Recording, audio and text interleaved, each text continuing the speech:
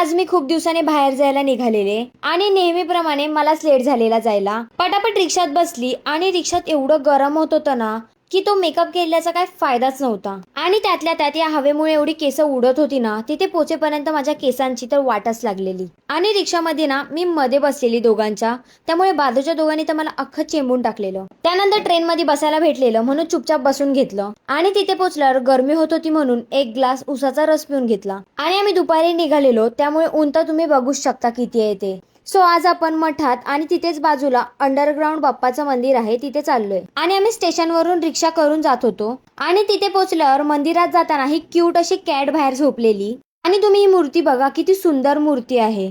आणि या मंदिरात पण खूप शांतता होती. त्यानंतर मठात खूप सारे फोटो काढून आम्ही निघालो घरी जायला. घरी जाता जाता खूप भूक लागलेली म्हणून आम्ही खायला थांबलो. मग तिथे आम्ही पोट भरून खाऊन फायनली घरी जायला निघालो. आणि मी घरी जाताना शूट नाही केलं काय जास्त, कारण संध्याकाळ होती आणि ट्रेनला पण खूप गर्दी होती. सो आपण भेटू नेक्स्ट व्लॉग मध्ये. बाय.